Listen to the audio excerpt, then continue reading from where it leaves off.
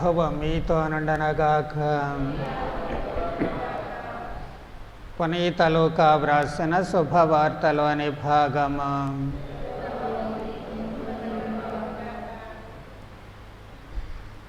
పంతొమ్మిదవ అధ్యాయము 32వ వచనము నుంచి 39వ వచనము వరకు. శిష్యులు వెళ్ళి యేసు తమకు చెప్పినట్లు కనుగొనిరి. ఆ గాడిద పిల్లను విప్పుచుండగా దాని యజమానులు, మీరు దీనిని ఎందుకు విప్పుచున్నారు అని అడిగిరి.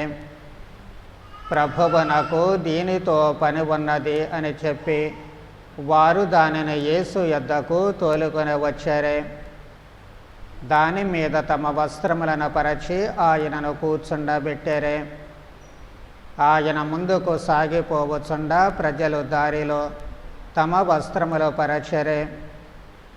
ఆయన ఒలీవు పర్వతము సమీపమున ఉన్న పల్లపు ప్రదేశము చేరినప్పటికీ శిష్యుల సమూహమంతయు తాము చూచిన అద్భుత కార్యములకు ఆనంద పరవశులై ఎలుగెత్తి, ప్రభువు పేరట వచ్చు రాజు స్తుతింపబడనగాక, పరలోకమున శాంతియు మహోన్నతమున మహిమయు కలుగనగాక అని దేవుని స్తుతింపసాగిరి. అంతట జనసమూహము నుండి కొందరు పరిసయ్యులు, బోధకుడా, నీ శిష్యులను గద్దింపుము అని చెప్పారు. అందుకు యేసు, వారు మౌనము వహించిన ఎడల ఈ రాళ్ళు ఎలుగెత్తి చాటగలవు అని చెప్పుచున్నాను అని చెప్పాను. ఇది క్రీస్తు సువిశేషము.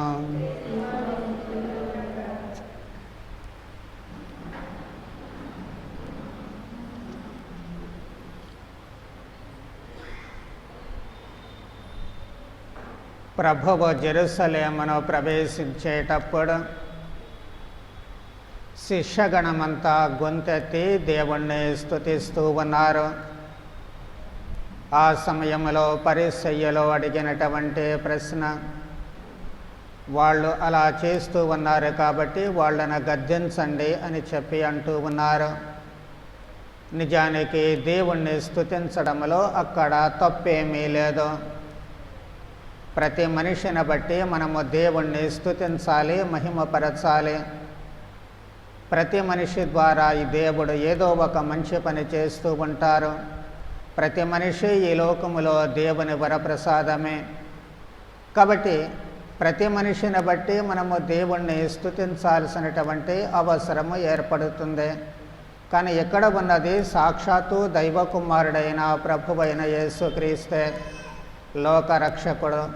మరి ఆయనే స్వయముగా వచ్చేటప్పుడు భగవంతుణ్ణి ఎందుకు స్తుతించకూడదు?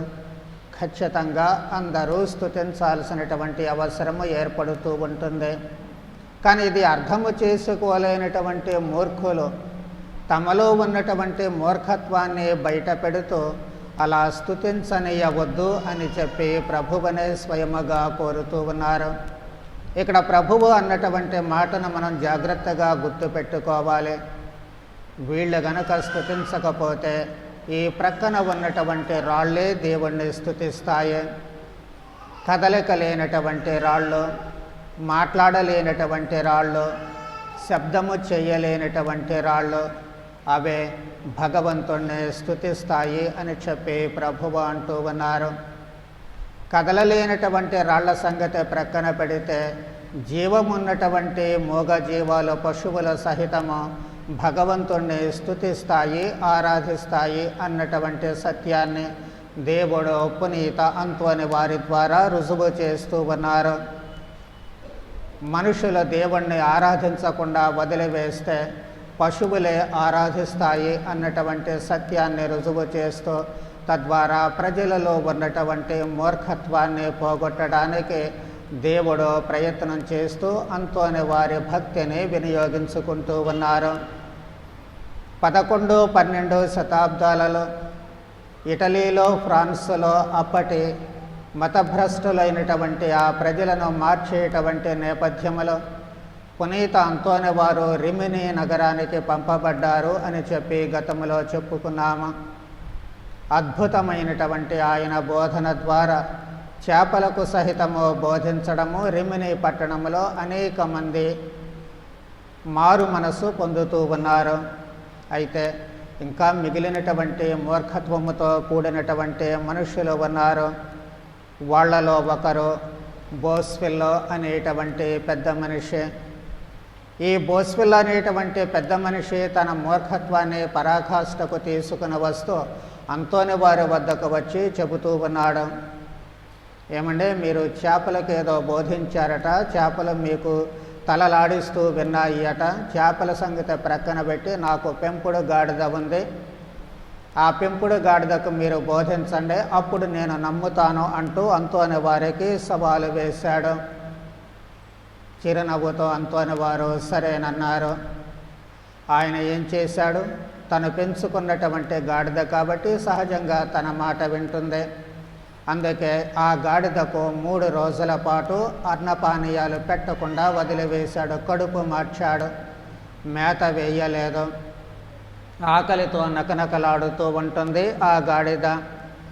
అదే 3 రోజుల పాటు అంతోని వారు దేవాలయంలో ఉపవాస ప్రార్థనలు చేస్తూ ఉన్నారు. ఉపవాస ప్రార్థనలు ముగిసిన తర్వాత అంతోని వారు దివ్య బలి పూజను సమర్పించారు.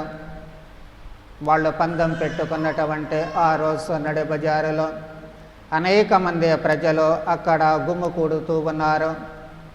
2 వర్గాల ప్రజలు వాళ్ళలో ఉన్నారు. మొదటి వర్గము ఛాందసవాదులు, అంటే అంతోని వారి బోధనలను నమ్మకుండా ఆయన అక్కడ నుంచి వెళ్ళగొట్టాలి అని ప్రయత్నించిన వాళ్ళు, అవిశ్వాసులుగా ఉన్నటువంటి వాళ్ళు. మరి కొంతమంది ఇతర మతస్థుల వాళ్ళు. తర్వాత 2వ వర్గము అంతకుముందే అంతోని వారి బోధనల ద్వారా మారు మనసు పొందినటువంటి ప్రజలు. ఈ 2 వర్గాలు కూడా 2 వైపుల ఉండి ఏం జరుగుతుంది అని చెప్పి ఆసక్తితో చూస్తూ ఉన్నారు. అదే సమయంలో ఈ యజమాని బోస్వెల్లో తన గాడిదను తీసుకొని వస్తూ ఉన్నాడు. ఆకలితో నకనకలాడేటువంటి గాడిద ఒకవైపు, కడుపు కాలుతూ ఉన్నటువంటి ఆ గాడిద ఒకవైపు, 2వ వైపు దివ్య బలి పూజ ముగించుకున్నటువంటి పునీత అంతోని వారు తన చేతిలో దివ్య సత్ప్రసాదాన్ని, మన దివ్య సత్ప్రసాద ఆశీర్వాదానికి వాడుకునేటువంటి మానుస్ట్రాన్స్ అంటాం, దానిలో దివ్య సత్ప్రసాదాన్ని వంచి భక్తితో ఆ దివ్య సత్ప్రసాదాన్ని తీసుకుని వచ్చి ఒకచోట నిలబడ్డారు. నిలబడ్డటువంటి పునీత అంతోని వారు ఆ గాడిదకు బోధన చేస్తూ ఉన్నారు. ఏమని? నీవు కూడా దైవ సృష్టి, ఆయన మహిమ కోసము తన సృష్టినంతటినీ కూడా వినియోగించుకుంటారు. ప్రాణమున్న వస్తువులు కానీ, ప్రాణము లేనటువంటి వస్తువులు కానీ, ప్రాణమున్నటువంటి జీవులు లేక ప్రాణము లేనటువంటి వస్తువులు అన్నిటినీ కూడా దేవుడు తన మహిమ కోసము వాడుకుంటూ ఉంటారు. ప్రభువైన యేసుక్రీస్తు ప్రాణము లేనటువంటి రాళ్లే దేవుని స్తుతిస్తాయి అని చెప్పగలిగినప్పుడు, ప్రాణమున్నటువంటి నీవు సాక్షాత్తు ప్రభువైన యేసుక్రీస్తునే మోసినటువంటి జాతికి చెందినటువంటి నీవు ఇదిగో ఈ దివ్య సత్ప్రసాదములో ఉన్నటువంటి ఈ ప్రభువుని ఆరాధించవా? నీవెందుకు ఆరాధించలేవో? రా, ఈ ప్రభువుని ఆరాధించు, ఇందులో ప్రభువైన యేసుక్రీస్తు ఉన్నారు అన్నటువంటి సత్యాన్ని మోగ జీవానివైనప్పటికీ కూడా నీవు గుర్తించు అని చెప్పే, తద్వారా ఇక్కడ ఉన్నటువంటి మూర్ఖపు ప్రజలు ఆ విశ్వాసాన్ని లేక ఆ సత్యాన్ని గుర్తిస్తారు అని చెప్పి ఓ చిన్న బోధన ఆ గాడిదకు అక్కడ పునీత అంతోని వారు చేస్తూ ఉన్నారు. ఆసక్తిగా చూచేటువంటి వాళ్ళందరూ కూడా అబ్బురపడేటట్లు ఆ సమయంలో యజమాని ఏం చేస్తూ ఉన్నాడు? మంచి రుచికరమైనటువంటి మేత తీసుకొని వచ్చి ఆ గాడిదకు ఇచ్చి ప్రేమతో దాని తల నిమురుతో, ఇదిగో ఎప్పటి వరకు ఆకలితో ఉన్నావు, నీ కడుపు కాలుతుంది, ఈ ఆహారాన్ని భుజించు, ఈ మేతను తిను అని చెప్పి దానికి తినిపించడానికి ప్రయత్నం చేస్తూ ఉన్నాడు. కానీ ఆ గాడిద ఏం చేసింది? ఆ ఆహారాన్ని త్రోసుకొచ్చింది. అంతోని వారు చెప్పినటువంటి మాటలకు తల వంచింది. ముందుకు వచ్చి దివ్య సత్ప్రసాదము దగ్గరకు వచ్చి కాళ్ళు ముందు మోకాళ్ళు వంచి శిరస్సు వంచి ప్రభువుని ఆరాధిస్తూ ఉంటుంది. అది చూచినటువంటి ప్రజలందరూ కూడా నిశ్చేష్టులైపోయారు. మరి ఆ యజమాని కూడా ఏం చేస్తూ ఉన్నాడు, తన గాడిద మాదిరిగా తాను కూడా వెనకాలే వెళ్ళి మోకరించి ఆ దివ్య సత్ప్రసాదాన్ని ఆరాధించి తాను కూడా మారు మనసు పొందుతూ ఉన్నాడు. ఎప్పుడైతే పునీత అంతోని వారు ఆరాధించేటువంటి ఆ గాడిదను ఆశీర్వదించారో అప్పుడు వెళ్ళి ఆ గాడిద తనకు ఇవ్వబడినటువంటి ఆ మేతను తింటూ ఉంటుంది. దీనికి గుర్తుగానే రిమినీలో ఓ పుణ్యక్షేత్రాన్ని కూడా ఏర్పాటు చేస్తూ ఉన్నారు. కాబట్టి దేవుడు సృష్టిలో ఉన్నటువంటి ఈ ప్రాణులను కూడా, మూగ ప్రాణులను కూడా వినియోగించుకొని మరి తన వైభవాన్ని చాటుతూ ఉన్నారు. మరి మూగజీవి అయినటువంటి ఆ గాడిదే భగవంతుణ్ణి ఆరాధిస్తే మనం కూడా ఒకసారి ఆలోచించుకోవాలి. మన జీవితాలను మనం ఎంతవరకు భగవంతుణ్ణి ఆరాధిస్తూ ఉన్నాము, దివ్య సత్ప్రసాదంలో ఉన్నటువంటి ప్రభువైన యేసుక్రీస్తును ఎంతవరకు మనము ఆరాధిస్తూ ఉన్నాము, ఆరాధించడానికి సమయాన్ని కేటాయిస్తూ ఉన్నాము.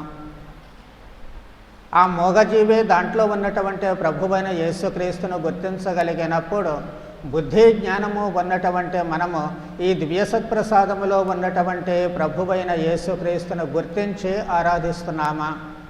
మాటలు చెప్పడానికి వచ్చేసరికి మనమంతా విశ్వసిస్తూ ఉన్నాము. దాంట్లో 100% కరెక్టే, తప్పేమీ లేదు, వాస్తవమే అందరూ చెబుతూ ఉంటారు. కానీ అది ఎంతవరకు వస్తూ ఉంటుంది?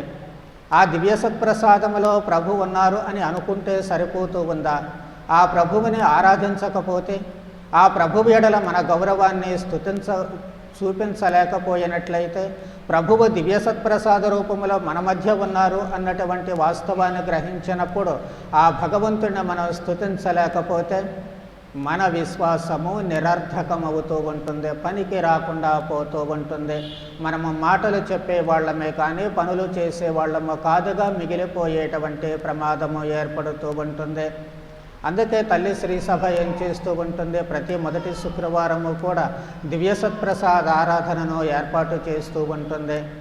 మనకు ఆ విశ్వాసము ఉన్నట్లయితే కేవలము దివ్యబలి పూజలో దివ్య సత్ప్రసాదాన్ని స్వీకరించడం మాత్రమే కాదు, కానీ మనము నమ్ముతున్నాము అని అనుకున్నప్పుడు దానిని బయలుపరిచేటువంటి విధానము ఖచ్చితంగా ఆ దివ్య సత్ప్రసాద ఆరాధనలో పాల్గొనాలి.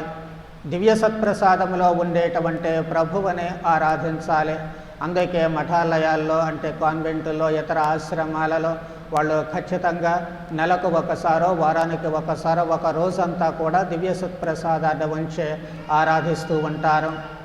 ఈ కారణము చేతనే నేను కూడాను మీకు జ్ఞాపకం ఉంటే ఖచ్చితంగా ప్రతి ఆదివారము ఈ తపస్సు కాలంలో తప్ప మిగిలినటువంటి రోజుల్లో సంవత్సరం అంతా కూడా ప్రతి ఆదివారము సాయంకాలము దివ్య సత్ప్రసాదము ఎదుట దివ్య జపమాలను ధ్యానం చేయడము, దివ్య సత్ప్రసాదములో ఉన్నటువంటి ప్రభువుని ఆరాధించడము చేస్తూ ఉన్నాము. మరి ఈ అవకాశము మన ముందు ఉన్నప్పుడు కూడా మనము వినియోగించుకోలేకపోతే నిజంగా మనము మారు మనసు పొందినటువంటి వాళ్ళము, మనము విశ్వసించినటువంటి వాళ్ళము, నమ్మనటువంటి వాళ్ళము. మాటలతో నమ్ముతూ ఉన్నాము, హృదయముతో నమ్మలేకపోతూ ఉన్నాము. అందుకే ప్రభువు చిన్న ఉపమానాన్ని చెప్పారు. తండ్రి పెద్ద కుమారుడి వద్దకు వెళ్ళి పొలంలో పని చేయి నాయన అంటే నేను చేయను పో అన్నాడు. చిన్న కుమారుడి వద్దకు వచ్చి నాయన వెళ్ళి పొలంలో పని చేయి అంటే అదెంత పని నాన్నగారు, ఇప్పుడే వెళ్ళి చేస్తాను అన్నాడు. మొదటి కుమారుడు అయ్యో నాన్నతో ఎలా మాట్లాడానే, నాన్న ఎంత బాధపడి ఉంటారో అనుకొని మనస్సు మార్చుకొని పొలానికి వెళ్ళి పని చేశాడు. చిన్నవాడు అయిపోయిందిలే, నాన్న సంతోషపడ్డారు, ఆయన వెళ్ళిపోయారు, నేను చేసినా చేయకపోయినా ఒకటే అని చెప్పి అక్కడికి వెళ్లకుండా మానివేశాడు. సరిగ్గా ఇదే ధోరణి మనము కూడా చేస్తున్నామేమో ప్రతి ఒక్కరము ఆలోచించుకోవాలి. ఇది ఎవరికి వాళ్ళు నిర్ణయించుకోవాల్సినటువంటిదే. విశ్వసిస్తున్నానని దివ్య సత్ప్రసాదాన్ని స్వీకరించు, దానిలో ఉన్న ప్రభువుని నమ్ముతున్నాను అని అనుకుంటే అంతటితో అయిపోతూ ఉంటుందా? మరి అవకాశాలు ఉన్నప్పటికీ కూడా అవకాశాలు వినియోగించుకోకుండా ఆ దివ్య సత్ప్రసాదంలో ఉన్నటువంటి ప్రభువుని, ప్రభు మా కోసము నువ్వు ఈ దివ్య సత్ప్రసాద రూపంలో ఉంటూ ఉన్నారు, దైవ మానవ స్వభావాలతో ఈ రూపంలో ఉంటూ ఉన్నారు. సర్వాన్ని సృజించినటువంటి నీవు మా పాప పరిహారము కోసము మమ్ము నీలా మార్చుకోవడం కోసమే ఇదిగో ఈ అప్పరూపంలో ఉంటూ ఉన్నారు. కటికి చీకటిలో దివ్య మందసములో రేయింబవళ్ళు మా కోసము చూస్తూ ఉన్నారు. కాబట్టి ఇదిగో నేను నీ ముందుకు వచ్చాను, నీ సన్నిధిలో ఉంటాను, నిన్ను ఆరాధిస్తాను అన్నటువంటి భావన, మాటలు, ప్రార్థన మనము చేయగలగాలి. అలా చేయలేకపోతే ఇక్కడ ప్రభువునే ఒంటరి వానిగా వదిలివేసినటువంటి వాళ్ళ అవుతూ ఉంటాము. ప్రభువు బందీగా కొనిపోయేటప్పుడు శిష్యులందరూ వదిలి పారిపోయిన దానికి మనం చేసేదానికి పెద్ద తేడా ఏమీ లేదు, ఒకటే అవుతూ ఉంటాము. కాబట్టి పునీత అంతోని వారు తనలో ఉన్నటువంటి భక్తి ద్వారా ఇదిగో చివరకు గాడిద సహితము ఈ దివ్య సత్ప్రసాదాన్ని ఆరాధించేటట్లు చేస్తూ ఉన్నారు. మరి గాడిదే దివ్య సత్ప్రసాదాన్ని ఆరాధిస్తే మనుషులమైనటువంటి మనం గాడిద కంటే తక్కువ వాళ్ళమా అని ఆలోచించుకోవాలి. కాబట్టి గాడిదే ఆరాధించగలిగినప్పుడు నేను ఎందుకు ఆరాధించను? నేను కూడా ఆరాధిస్తాను. నా సమయం ఉన్నప్పుడల్లా దివ్య సత్ప్రసాదములో ఉన్నటువంటి ప్రభువుని ఆరాధిస్తాను.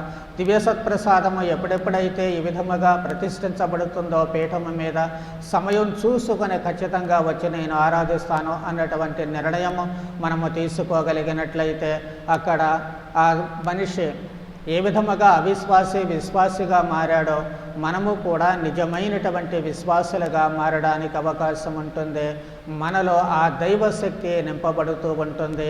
గాడిద ఏ విధముగా అయితే దివ్య సత్ప్రసాదములో ఉన్న ప్రభువుకి సాక్ష్యం ఇవ్వగలిగిందో అలాగే మనము కూడా దివ్య సత్ప్రసాదములో ఉన్నటువంటి ప్రభువు సజీవుడైనటువంటి దేవుడు, ఆయన నాలో ఉన్నాడు సజీవుడు అని చెప్పి మన చుట్టుప్రక్కల ఉన్నటువంటి వాళ్లకు మన మాటల ద్వారా, మన ప్రవర్తన ద్వారా, మన జీవితము ద్వారా, మన భావము ద్వారా సాక్ష్యం ఇచ్చినటువంటి వాళ్ళము అవుతూ ఉంటాము.